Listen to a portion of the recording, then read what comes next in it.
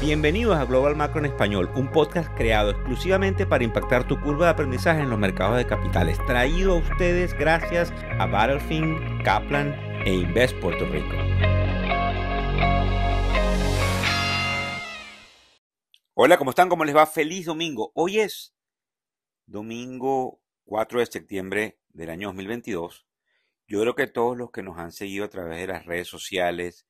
y que han tenido la oportunidad de examinar lo que venimos haciendo en materia educativa, en materia de tendencias económicas, se han preguntado qué ha pasado con nosotros durante las últimas semanas. Este podcast es algo especial que hacemos hoy domingo, puesto que hemos avanzado en muchísimos campos, hemos trabajado de manera muy elocuente, sin embargo hemos estado alejados de nuestros esfuerzos dentro de las redes en virtud de poder organizar lo que siempre hemos prometido y lo que muy pronto vamos a estarles llevando. Nos interesa que hoy por hoy puedan no solamente escuchar, sino compartir este podcast donde lo que vamos a hacer es analizar quiénes pudiesen tener la razón, qué pensamos desde la tribuna y cómo eso que se llama el smart money, el dinero inteligente, el dinero institucional, está pensando. Como ustedes saben, casi constantemente quienes estamos en el mercado de valores, consideramos ciertos momentos de inflexión. Es como yo llamo jocosamente. Siempre decimos que el próximo número, el próximo indicador, la próxima semana, el próximo evento es el más importante que hemos tenido durante cierto número de tiempo. Consideramos que es una manera en cómo los seres humanos tratamos todo lo que se nos viene que no conocemos, pero realmente tenemos que tomar en cuenta que algunos vientos pesimistas no se han hecho realidad y que, como digo yo, los pesimistas siempre se equivocan en el largo plazo. Entonces, pasando a esa combinación o esa comparación de factores, arranquemos con lo que pudiesen estar pensando quienes insisten en que seguimos en una narrativa alcista. Yo creo que es importante ver que las causas macroeconómicas de la turbulencia están disminuyendo a medida que se enfría un poco la inflación en los Estados Unidos y que, según lo que se infiere de algunas de las declaraciones de quienes manejan la Reserva Federal, que como ustedes saben es el brazo del Banco Central Americano y uno de los componentes más importantes de la política económica o monetaria mundial, dicen que llegan a lo que serían sus etapas finales en este ciclo de ajuste. Eso porque se prevé que las presiones desinflacionarias internas en los Estados Unidos se amplíen y que esa tasa denominada los Fed Fund Rates, que son las tasas interbancarias entre los bancos, pero no solamente eso, sino la tasa que marca el componente de la economía, será de al menos 3% después de esa reunión que tendrán ellos para decidir ese nuevo aumento de tasas el día 21 de septiembre. Recuérdense que el número de la inflación creo que sale el día 13 de septiembre, que nos indica cómo fue la inflación en el mes de agosto y que, como lo han dicho en algunas oportunidades, estos directivos del Banco Central Americano, ellos están muy pendientes de la data. Por lo tanto, todavía a priori no sabemos cómo será ese número, pero podemos perfectamente inferir de que ese número no será tan alto y que eso puede hacer que esa subida de tasas sea en el menor de los casos de 50 puntos básicos, que como ustedes entienden sería medio punto porcentual, o de 75 puntos básicos, que pudiese ser 3/4 de punto porcentual. Muy importante, porque fíjense ustedes que la situación energética en Europa no es tan mala como la ha pintado el flujo de noticias. Ese aumento parabólico de los costos de la electricidad se ha detenido y las instalaciones que tienen el almacenamiento de gas, como ustedes quizás lo han podido leer, los que siguen la parte económica por otros medios de comunicación, ha llegado a unos niveles de objetivo que se habían trazado. Eso en producto de una demanda un poco más débil, porque realmente estamos en un proceso, entre paréntesis, de desaceleración, en el caso particular de China, lo que ha llevado a que estos hayan tenido que venderle, no solamente los rusos, sino estos chinos hayan tenido que venderle gas a lo que sería la Unión Europea. La guerra entre Ucrania y Rusia se encuentra en un punto de inflexión crucial y también creemos por algunas noticias que nos llegan desde el punto de vista de inteligencia militar que a finales de septiembre probablemente pudiesen empezar a darse señales claras de un proceso de negociación serio, porque llega un momento en que está como estancado el avance ruso y no le conviene a los rusos seguir en esta pelea que no les está llevando a algo positivo. Al menos eso es lo que podemos inferir de algunas de las, pudiésemos decir, informaciones que nos llegan en los diferentes estudios a los cuales tenemos acceso. China estaría inyectando, recuerden que estamos hablando de la narrativa alcista que pudiesen tener quienes siguen eximiendo de que vamos hacia arriba. China estaría inyectando un poco más de estímulo a su economía y nosotros creemos que ellos ya no van a poner las mismas restricciones, aunque estuvimos leyendo hace algunas 48 horas atrás que siguen teniendo restricciones con respecto al COVID, pero no creemos que van a ser del mismo tipo que se presentaron años atrás, meses atrás, semanas atrás, y que eso pudiese ayudar, por supuesto, por la proliferación de la nueva facilidad de producir bienes, y que eso pueda ayudar a que haya un poco más de inventario en quienes desde este lado de Occidente demandamos productos chinos. Nosotros también estuvimos observando, inclusive luego de ese viaje que hizo la representante del Congreso americano Nancy Pelosi a Taiwán, que tuvo un punto de caída en las relaciones, que las relaciones entre China y Estados Unidos son muy pragmáticas y no están cayendo, que se están poniendo de acuerdo en ciertas áreas sumamente importantes en manera económica. Las corporaciones de Estados Unidos también sabemos que probablemente generan una cantidad de enfrentarse a obstáculos producto de esa desaceleración de lo que se llama la demanda agregada, pero que nosotros también, como les acabo de decir, al ver un inicio de una consistencia en el flujo que nosotros vayamos a obtener de esa cadena de suministro,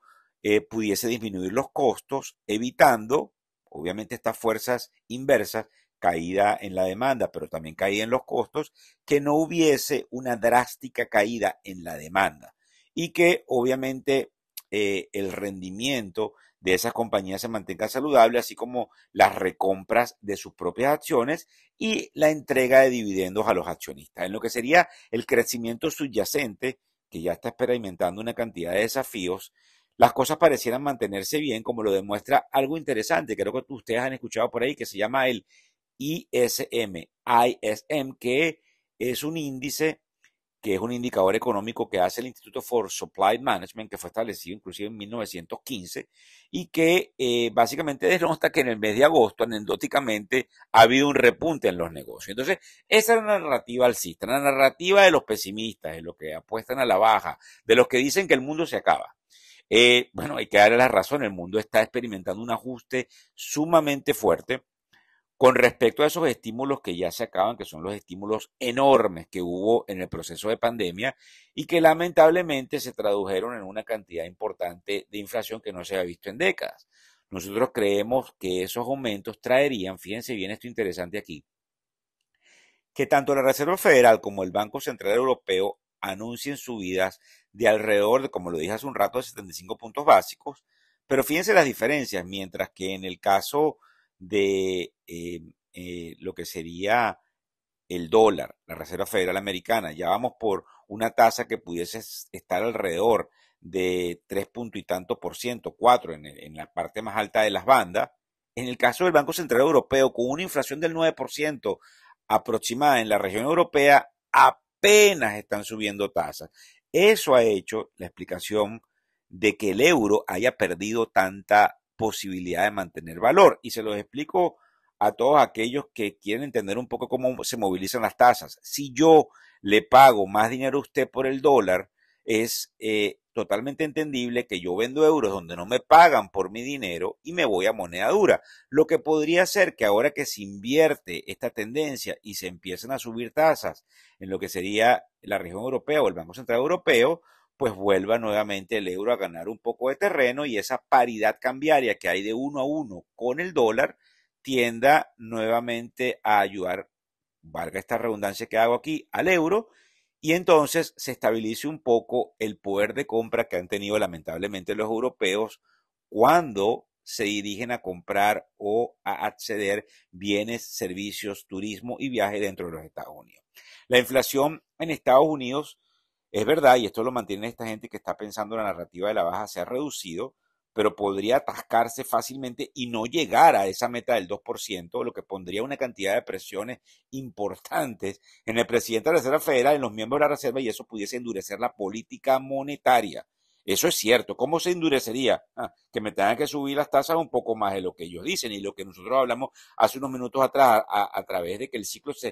de endurecimiento se estuviese acabando, no fuese así. Eso porque aunque el crecimiento económico a nivel mundial va a experimentar una cantidad de cambios en contra, pues, y no solamente cambios en contra, sino que está pasando un fenómeno en los Estados Unidos donde el principal bien que asume riqueza en las familias americanas, que son los bienes raíces, el real estate, está entrando en una recesión. Y obviamente eso puede poner presión. Sin embargo, recuérdense ustedes que eh, el, el, el intercambio de energía entre los proveedores, en este caso Rusia y Europa, cambió totalmente y cualquier estornudo me puede volver a subir los precios energéticos y eso me inyecta lo que se llama inflación de costos y eso me inyecta inflación a nivel mundial y eso pudiese hacer que lamentablemente hubiesen cambios en la política monetaria de los Estados Unidos, en este caso del Banco Central, y eso es algo que esgrimen los pesimistas y que tienen razones exactamente empezar de esa manera.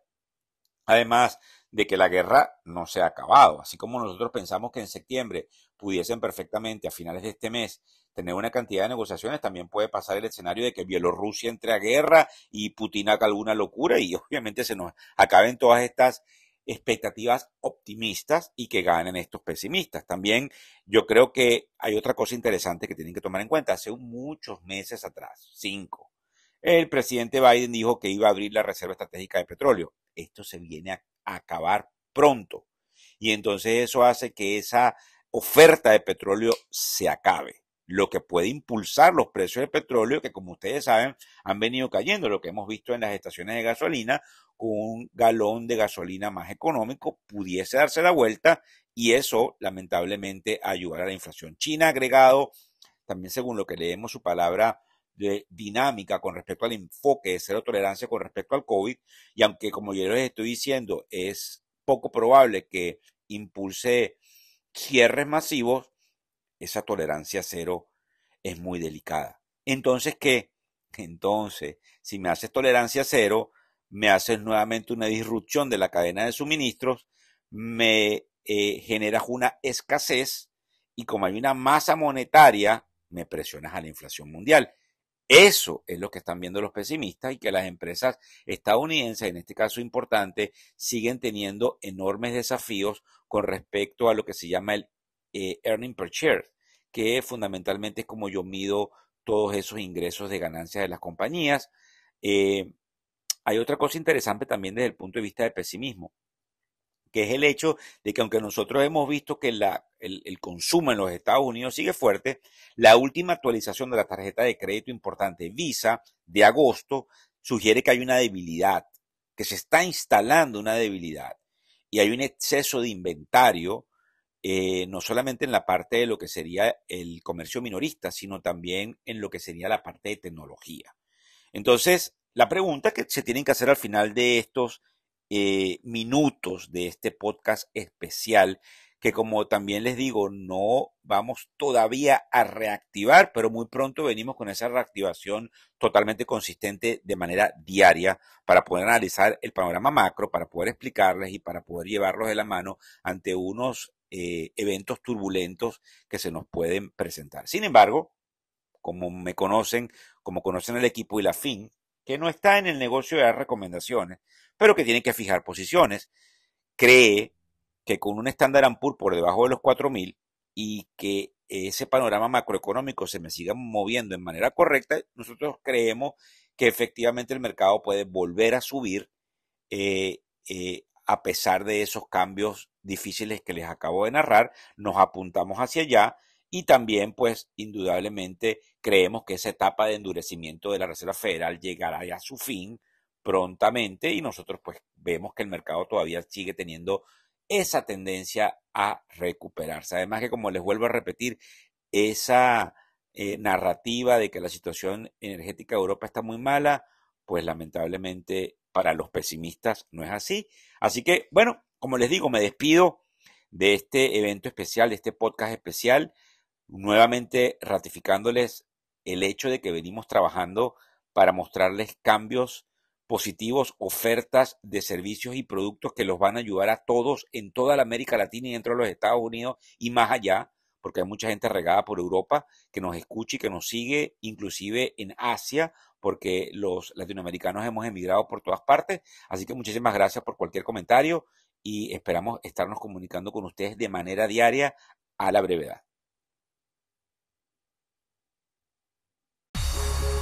El podcast Global Macro de ILAFIN Américas ofrece una visión global de los mercados de valores y dicho análisis es producto de la compilación traída por diferentes fuentes informativas, tales como Vital Knowledge de Adam Crisafulli, Fundstrat de Tom Lee, Real Vision de Raúl Pal y otros. Por motivos y declaraciones regulatorias, este podcast no debe ser interpretado como una recomendación precisa de inversión en productos y o vehículos financieros y sugerimos consultar con su respectivo asesor particular de inversiones o su equivalente. Víctor Hugo Rodríguez es un conocido profesor y comunicador financiero, cofundador de la plataforma educativa ilafin.com. Muchas gracias.